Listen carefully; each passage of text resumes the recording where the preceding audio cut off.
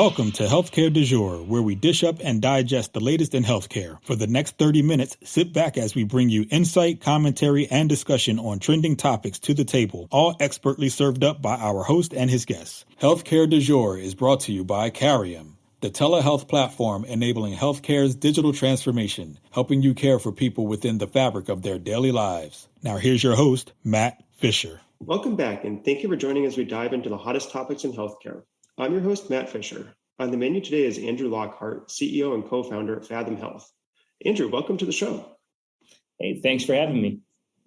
So, Andrew, what I always like to do before getting into the main part of my conversation is give my guests a bit of a chance to provide more of an introduction in terms of who they are and what they do. So the floor is yours. Awesome. So I'm the co-founder and CEO of Fathom. What Fathom is we're a company that's about 5 years old, and we're 100% focused on medical coding automation. And so what we do is we ingest the records that physicians and providers create over the course of care, and we output what's called medical codes, which power a lot of what goes on further downstream in the healthcare system. So medical coding is a pretty specific area within the industry. Kind of what sparked your interest in the coding aspect? So I'd say that we started Fathom in the worst possible way, which essentially was we found a really sweet hammer and we went looking for a nail. And that really sweet hammer, about 5 years ago, my co-founder, Chris, he had the insight that the intersection of deep learning, which is a lot of the technology that's, powering deep fakes, self-driving cars, voice assistants, was getting really good at managing and interpreting words. And we were looking for an opportunity to do something within healthcare. And that was basically the prompt.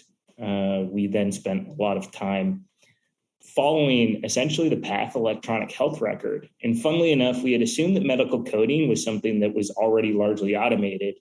And then at one point, I spoke to an executive who, fast forward a couple of years, ended up becoming a client who were talking about things. And he was like, hey, what about medical coding? And I was like, isn't that largely automated? He's like, well, I employ 2,000 people who do it, so I hope not. And we started diving down this rabbit hole, and it just seemed to be something that was extraordinarily broken, but also, and if you imagine an optimal perfect state, something that would create a whole bunch of upside for the healthcare system.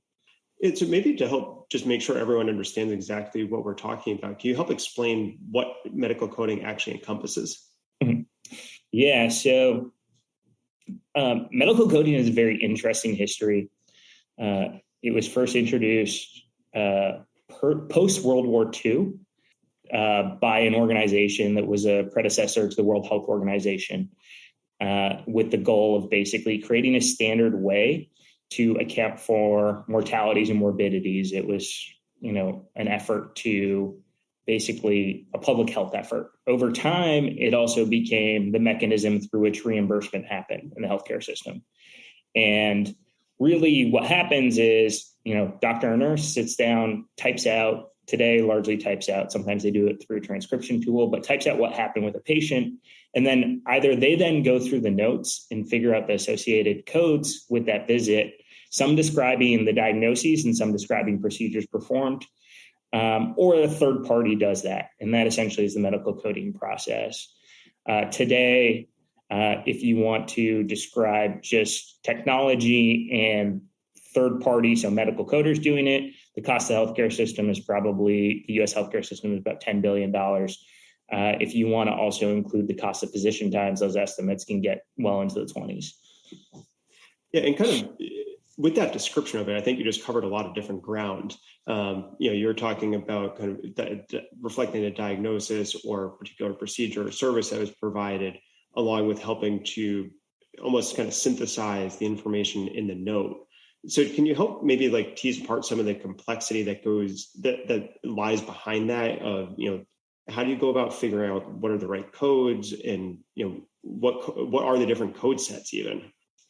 Yeah, so there's multiple code sets supporting the US healthcare system that in aggregate, you've got about 200,000 codes.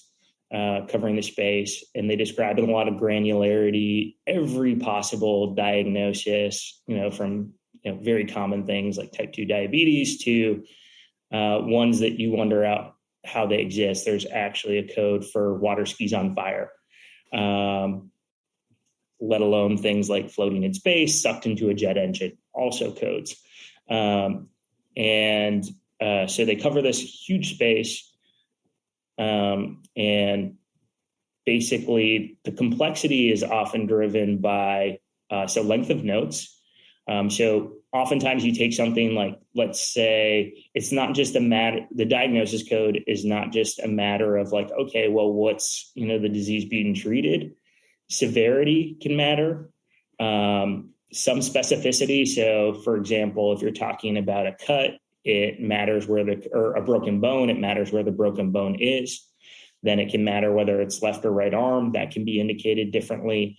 And then on top of it, you can say, take a laceration, how big the laceration will result in a different code. And then further to compound it, if there's multiple things combined, multiple diagnoses combined, that can result in a wholly different code.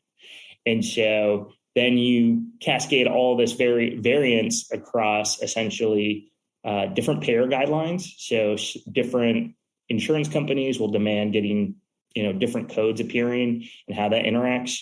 And then very long documents, and you've got this insanely difficult problem. And then you layer further on top of it, constantly changing guidelines.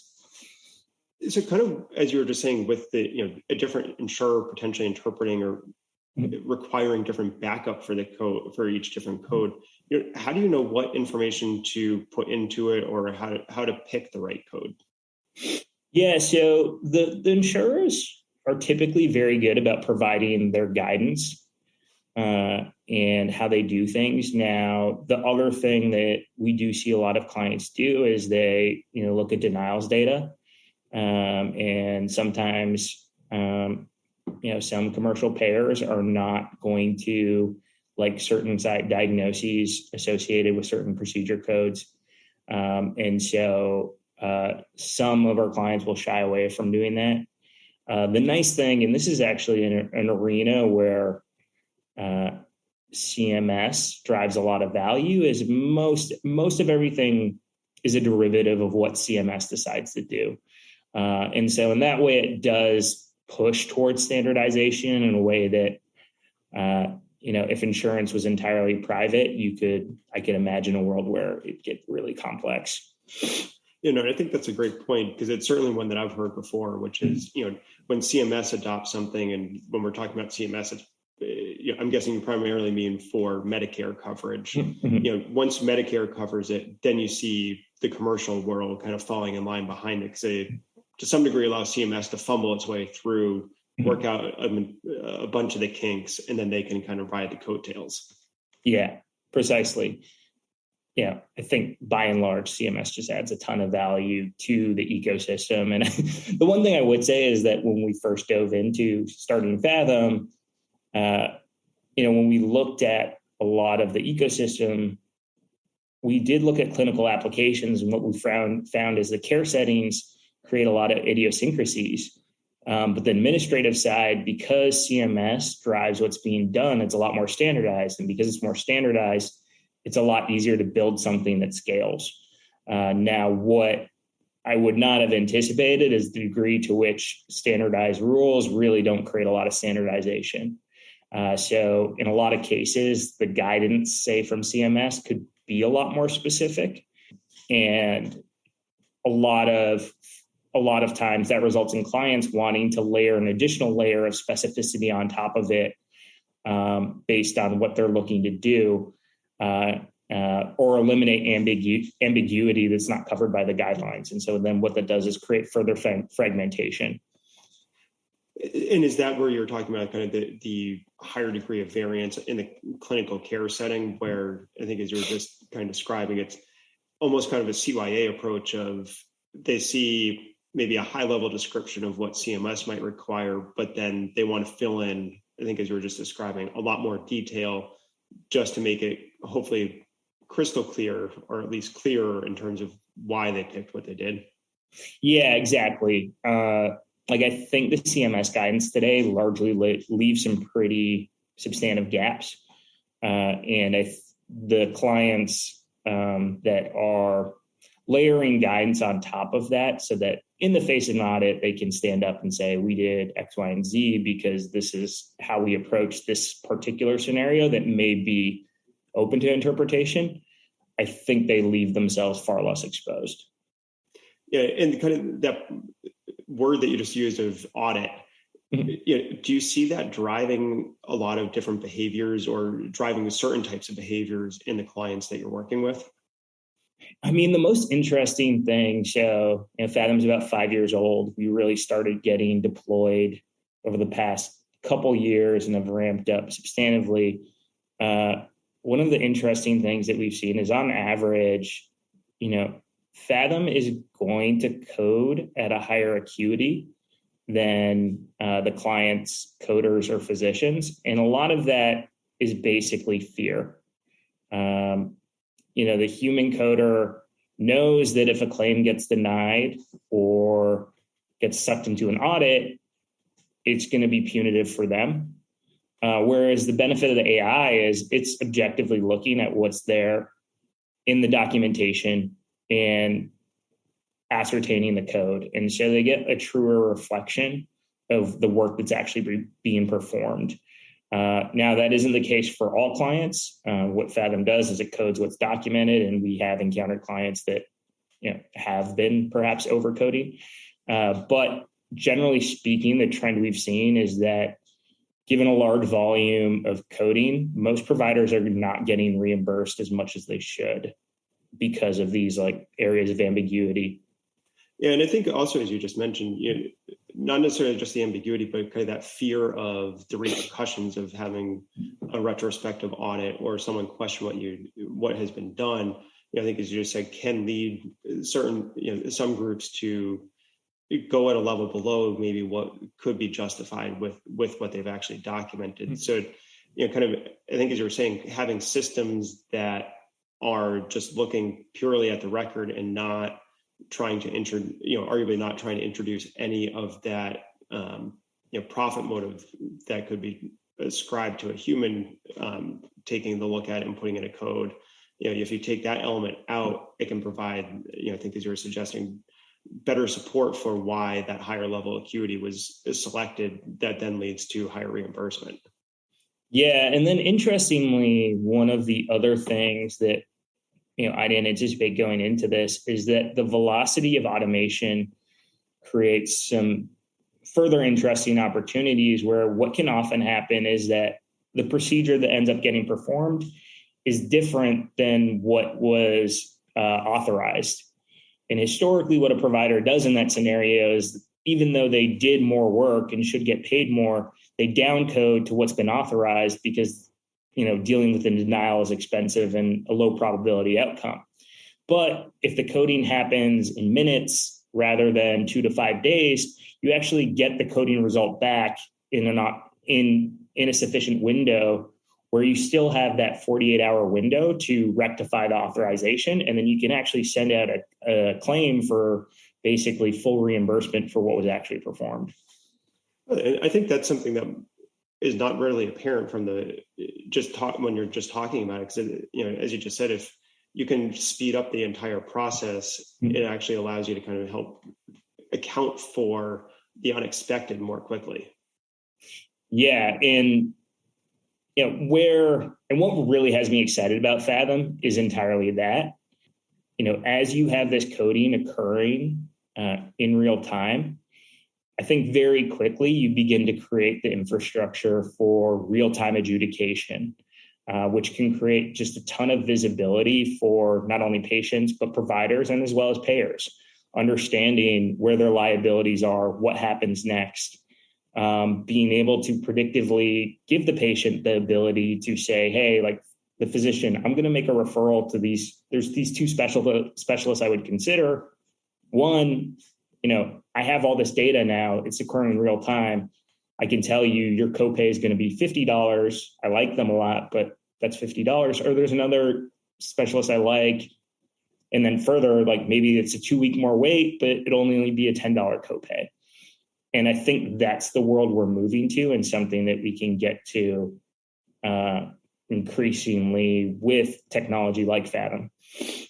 And I think a real-time adjudication prospect, as you were just describing, would alleviate a lot of the friction points for everyone involved. And for those of you just joining, I'm talking with Andrew Lockhart from Fathom, and we're talking about medical coding and the benefits of automating that process. And kind of, Andrew, to dig a little bit more into that, future of real-time adjudication that you could see coming, what additional changes would be required to help facilitate getting there? Obviously we've been talking about automation on the care delivery side, but does it call for changes on the insurer side, or kind of what other components would you see as helping to achieve that reality? I mean, a lot of trust needs to be built between the payer and providers, because essentially, look, you've got 15 cents on every dollar in the U.S. healthcare system being spent on administrative costs. You look at single payer countries, that looks anywhere between 3 to 7 cents. So you're talking about an enormous amount of waste. Theoretically, what should happen is basically, the provider should off access to their EHR to the payers they work with, and basically the payers can essentially suck in that data, code, and adjudicate in real time and process payments. And all of that will remove an enormous amount of cost, but what that relies upon is some level of trust between the payers and providers. Historically, I think that the payers have benefited from some positional power that has given them a lot of advantage, as well as some clear data advantages, right? Like the provider only has their set of data, their experience. And so the data advantage is really sat with the payers. But I also think, and now I'm increasingly hearing it from the payers, that, they care a lot about member experience. And a lot of the member experience is tied to, a 90-day rev cycle. And they want, to be able to have some seamless Uber experience where, book an appointment with your doctor, walk out, get a notification, $10 copay, we charge your card, you're set, rather than something in the mail 60 days later that you then have to, go to some archaic form to figure out. And so I think in that respect, payers are willing to give up some of that power because it's beginning to create some real downstream, member benefits. Yeah, no, kind of those market forces certainly would seem to be a powerful motivator to, it seems like maybe not just the insurers, but also the care delivery of, because it's, you want to be able to retain your patients or retain the people that you're covering. And, as you were just saying, if you're not creating an experience that is easy and kind of aligns with so much of what we're all getting used to in regular kind of regular life experience, you're going to start to seek out a different group that will allow that to happen. Yeah. And just to give you a sense of how I think that market force is going to play out is the first folks to implement the real-time revenue cycle are going to be your IDNs. So the people that are both payer and provider, so your Intermountains, et cetera. And what that's going to do is create, and they're aligned, right? Because they're the provider and payer. And then what that's going to do is create a really fantastic member experience that now, the sort of pure play payers are going to have to catch up to. And the only way they're going to be able to do that is to strike contracts with the providers in their network that they're comfortable with. And so ultimately, I do think you get to this world where you have a much more consumer-friendly patient experience. And to get to that kind of friendlier experience, it would also seem inherent that the data itself in the first place needs to be refined. Because I think going back to some of what you're talking about at the beginning, the initial documentation or the information that's contained in the record is very much going to drive the accuracy of what can be coded, along with the trust that you were talking about. And so kind of maybe to get back to that point or to that side of it, what do you see as, needing improvement on the documentation front, and, what can help enable improvement? Yeah. So, documentation, I think by and large is the biggest, physician pain point. And it's becoming a bigger pain point for providers who are in risk-based contracts.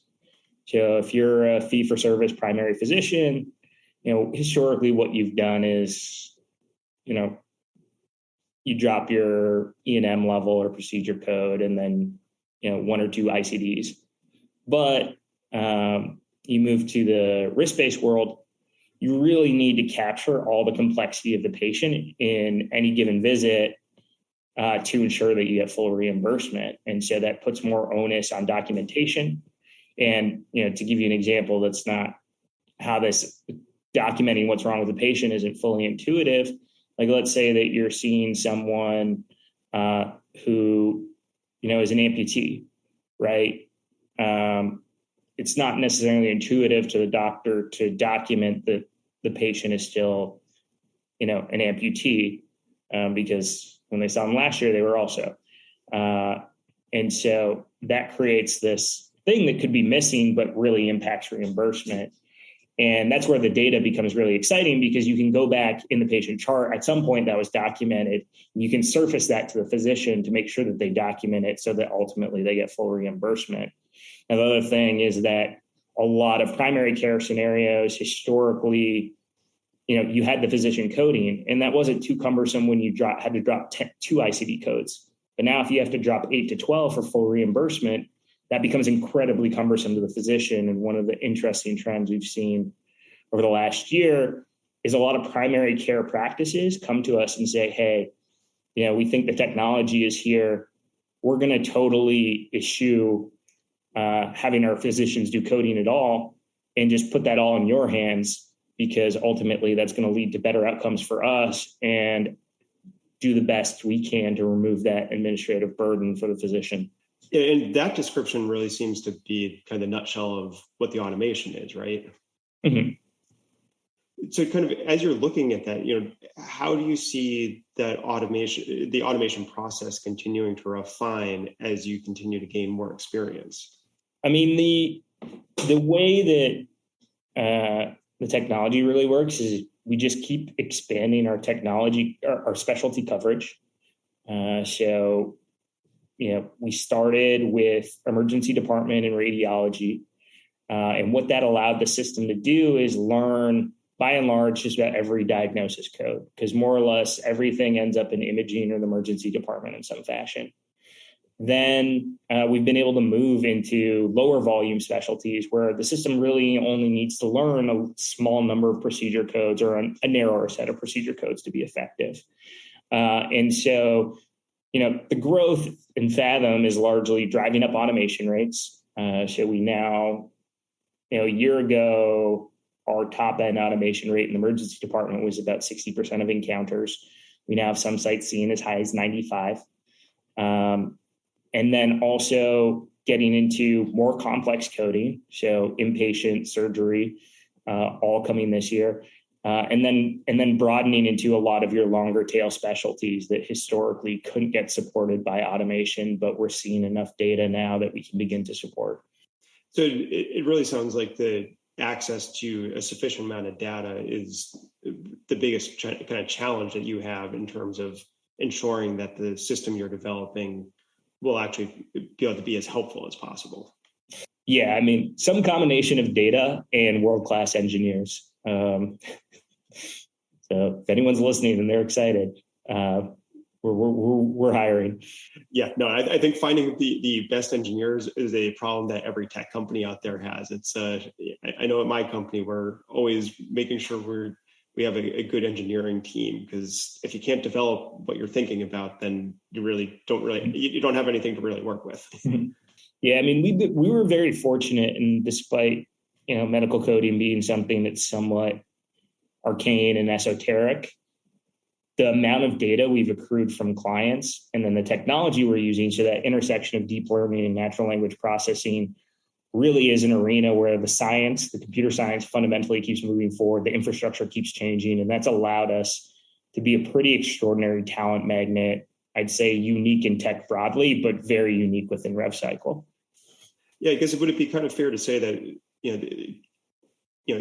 all the complexity of the codes, but it's still built around feeding the right information or providing the right backup to get to a particular end result. So it's it kind of almost mimics, hopefully I'm getting this right, but it kind of mimics how the software itself might be created, because you're creating these formulas to get to a particular end result. So with the coding, you already know what the end result is. You just have to get the right inputs to get there.